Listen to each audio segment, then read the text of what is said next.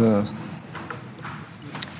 January 1941, President Franklin Roosevelt delivered his State of the Union address as World War II was underway in Europe. Even in that dark time, President Roosevelt reminded us all of what he called, quote, the simple, basic things that must never be lost sight of in the turmoil and unbelievable complexity of our modern world, unquote. Religious freedom was one of the four essential freedoms that President Roosevelt outlined in that speech. President Roosevelt's counsel applies today as the pace and degree of social and cultural change increase. Last month, for example, the Supreme Court held that laws defining marriage as it had been defined at all times and in all societies are now unconstitutional. A bill has just been introduced in this body that would prohibit discrimination on the basis of sexual orientation or gender identity in areas such as employment, public accommodations, housing, and education. And some are even calling for punitive measures, such as revocation of tax-exempt status for religious institutions that do not accept such social and cultural changes. Debates about these issues continue in all three branches of government. Both, and I might say branches of both federal and state governments, among commentators and experts across the media in institutions both religious and secular, and among our fellow citizens. President Roosevelt's words, turmoil and unbelievable complexity, seem to describe the situation today. Yet these debates are not occurring on a blank slate.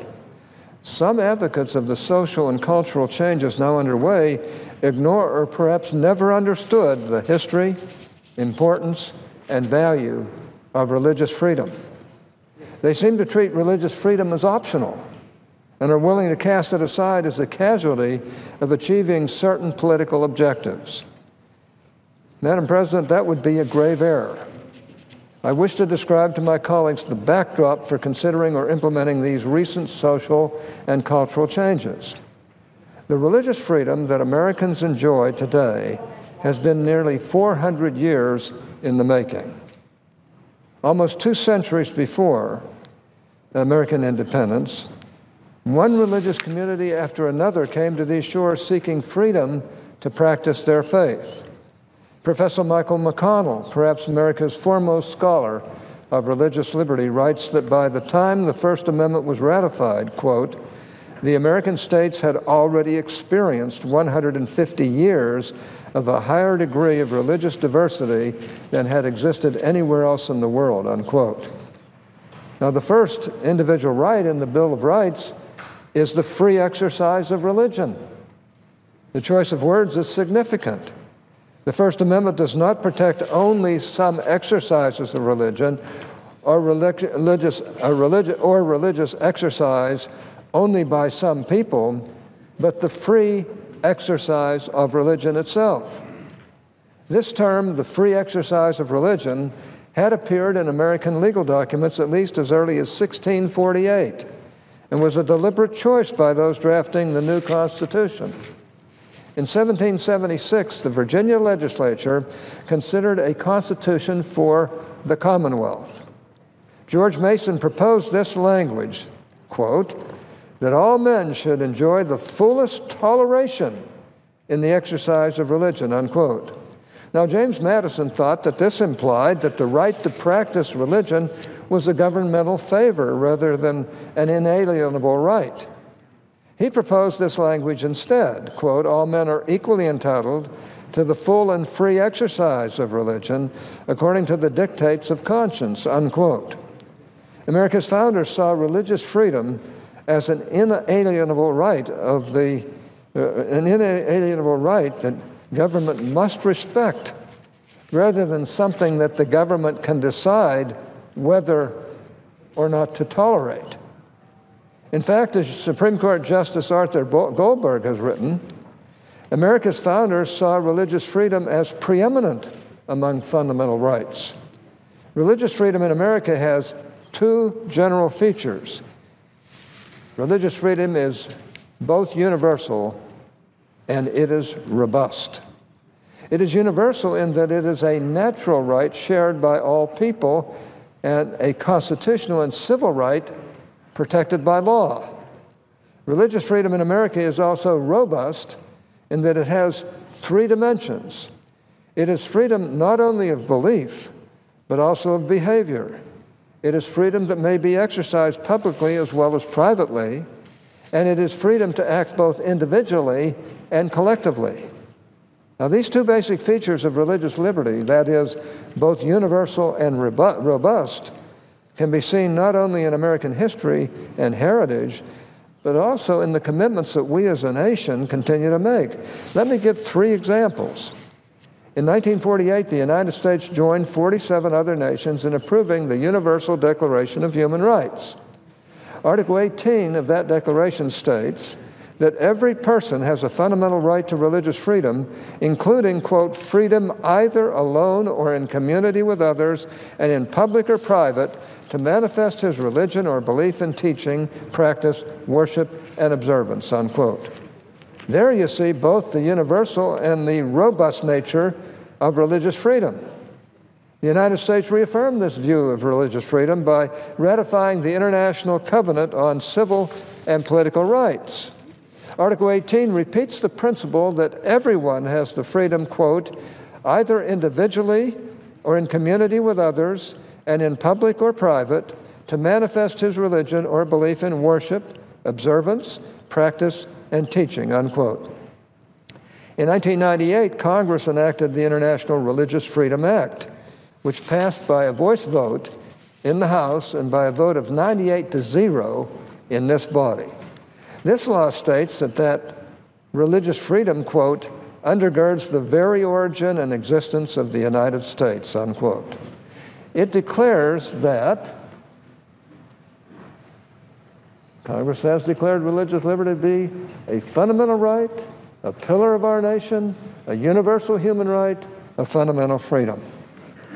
So, 32 senators serving today, 18 Republicans and 14 Democrats voted for that position, either here or when they served in the House. In addition to Congress, presidents have issued an annual proclamation designating January 16th as Religious Freedom Day. On that day, in 1786, the Virginia legislature adopted the Statute for Religious Freedom. In his proclamation, and let me just refer to this chart again, President Clinton proclaimed in his proclamation on religious freedom to be a fundamental human right, essential to our dignity as human beings, one of the most sacred of human rights, one of the core values of our democracy. Now, President George W. Bush said in his Religious Freedom Day, and in those proclamations, he said, and he proclaimed religious freedom to be the foundation of a healthy and hopeful society, the birthright of every man, woman, and child throughout the world, one of our nation's most cherished values, one of our fundamental freedoms, a cornerstone of our republic. And President Obama has said in his proclamations,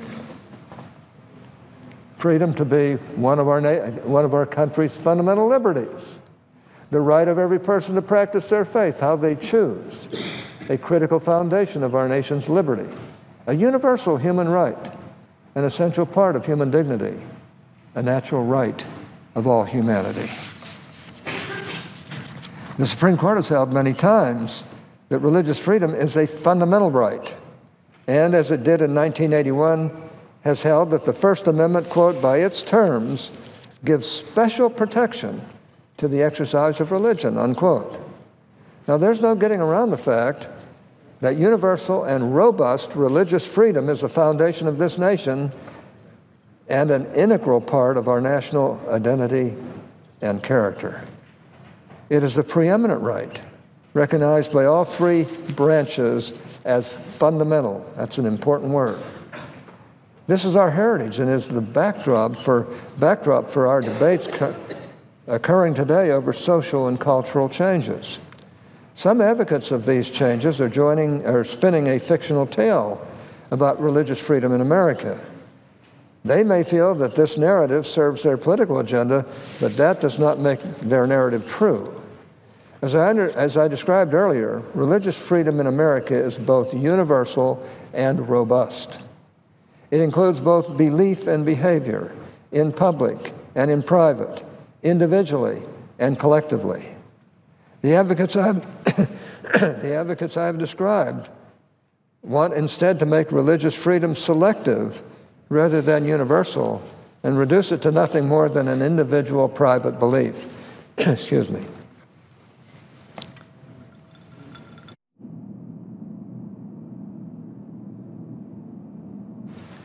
One of my Senate colleagues, for example, said in an interview shortly after the Supreme Court's decision that the First Amendment protects the freedom of, quote, institutions of faith to observe deeply held religious beliefs, but I don't think it extends far beyond that, unquote.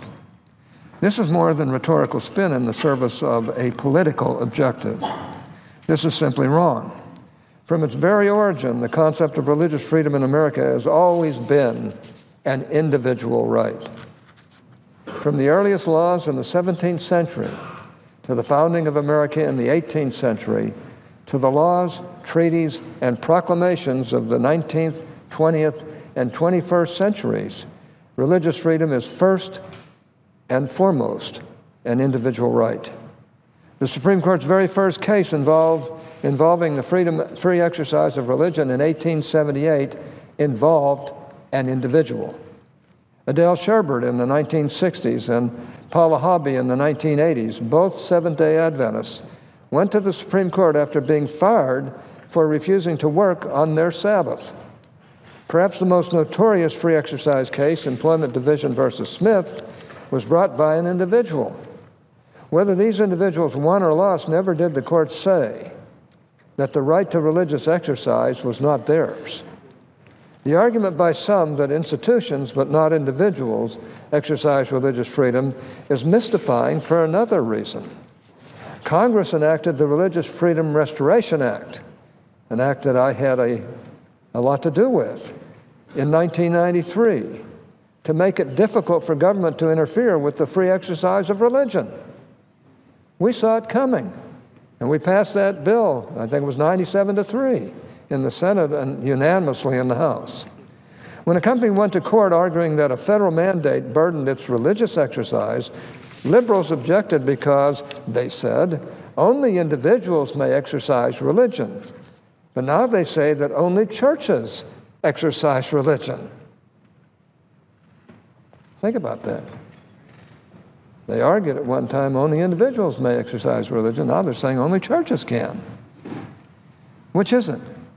Churches, individuals, or, as some would have it, none of the above. The Supreme Court also contributed to this false narrative in its recent marriage decision by saying that the First Amendment protects religious organizations and persons as they advocate or teach principles that are important to them. But that is not what the First Amendment says, nor does that describe its full meaning. Advocating or teaching would be protected under the First Amendment's free speech clause. The First Amendment separately protects the free exercise of religion, which includes much more.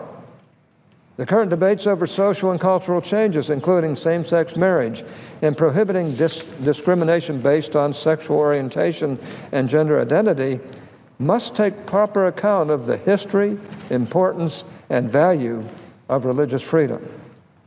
This is not a new concern. The Becket Fund for Religious Liberty, for example, held a conference on this topic 10 years ago.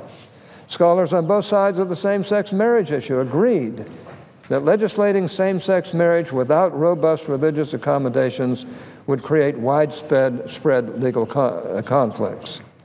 In 2009, a group of leading scholars wrote the New Jersey legislature, which was considering a bill to legalize same-sex marriage, outlining such conflicts for both individuals and organizations.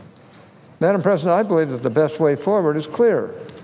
Religious freedom should be properly accommodated rather than ignored, disparaged, or distorted, as some would do. Those acting on their religious beliefs about marriage, for example, should not face government retaliation or discrimination. and statutes prohibiting discrimination should include robust religious exemptions. Doing so expands rights and protections on one side without diminishing or eliminating them on the other. I supported the Employment Non-Discrimination Act last Congress, for example, because it took this balanced approach. And my state of Utah similarly enacted a law that both protects against discrimination and protects the exercise of religion. Government should not be in the business of retaliating against people because of their religious beliefs. This is true when individuals worship privately as well as when they gather together in religious organizations or associations. When government retaliates against a person or group for acting in accordance with deeply held religious beliefs, it undermines religious freedom and sends the message that the opinions of government officials trump rights of conscience. It tells worshipers that their right to religious exercise, far from being fundamental, exists at the pleasure of the state. That is precisely the view that James Madison, the primary author of the Bill of Rights, rejected. Government retaliation further tells the believer that he or she is disfavored. The believer's views are out of bounds. They have no place in our modern, advanced age. This view of government as the supreme arbiter of faith and morality is contrary to the vision of our founders. It is contrary to the First Amendment, and it is contrary to the line of cases that culminated in the Supreme Court's recent marriage decision. Religion-based restrictions on intimate conduct, the court said, must be struck down because moral disapproval cannot form the basis of law. How ironic it would be if the very principle that underlay the victory over traditional marriage were suddenly cast aside in the effort to enforce the new morality. When government tells religious believers that they must conform to current state creeds or lose out on contracts, licenses, accreditation, funding, and other benefits, it puts them in an extremely difficult, indeed sometimes impossible position. Either violate your beliefs or forego something that others have ready access to and that you may need to carry out your mission. Government should not be in the business of coercing citizens to condone conduct that their sincerely held religious beliefs forbid. Rather, government should allow space for the free exercise of religion. Surely we can work to end discrimination without retaliating against religious groups and schools for following practices that they all agree are rooted in sincere religious belief. Surely there is a space in anti-discrimination laws such as the one recently introduced here in the Senate for religious exemptions for religiously affiliated groups, schools, and organizations. My point today is that religious freedom is not optional. It is a fundamental human right that is central to our existence and identity as a nation. And it is the backdrop against which the current debates about social and cultural changes must proceed. Finally, Madam President, I want to ask my colleagues what principles would attract the support of the following Republican and Democrat presidents: the chairman of the People for the American Way, and the president of Focus on the Family, the chairman of the U.S. Chamber of Commerce, and the president of the AFL-CIO, leaders of faith communities, including Jews, Catholics, Mormons, Muslims, Baptists, Seventh-day Adventists, and Buddhists, and the chairman of both the Republican and Democratic National Committees. Can anyone think of anything that could bring all these people together? What could they possibly agree on that would really mean anything? These and many more leaders of government, academia, faith communities, business, law, media, and minority groups all signed the Williamsburg Charter. This document was first presented to the nation on June 25th, 1988, on the 200th anniversary of Virginia's call for a Bill of Rights to be added to the Constitution. The Charter presents certain first principles that are in the shared interest of all Americans. These include a precious fundamental right, an inalienable right, founded on the inviolable dignity of the person, These are the Williamsburg Charter principles about religious freedom, a precious, fundamental, and inalienable right, founded on the inviolable dignity of the person, our nation's first liberty, which undergirds all other rights and freedoms secured by the Bill of Rights, allows citizens to shape their lives, whether private or public, on the basis of their beliefs. If these leaders who differ in so many ways and disagree on so many issues could agree on these principles, we should certainly be able to incorporate them into the current debates. The signers of the Williamsburg Charter said that, quote, "The ignorance and contention now surrounding the Constitution's religion clauses are a reminder that their advocacy and defense is a task for each succeeding generation." I could not agree more. President Reagan said it best, quote, "Freedom is never more than one generation away from extinction. We didn't pass it to our children in the bloodstream. It must be fought for, protected, and handed on for them to do the same," unquote.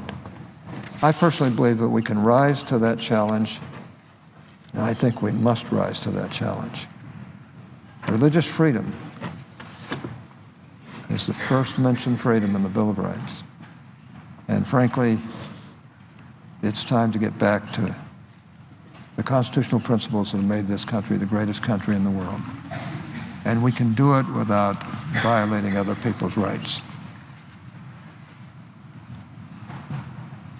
Some desire to reduce religious rights in favor of other people's rights. Well, we don't have to hurt other people's rights by acknowledging and accepting the fact that religious freedom is an absolute necessity for a great society like ours, and it's been an undergirding principle that has helped make this country the greatest country in the world. Madam President, I suggest the absence of a quorum. Clerk will call the roll.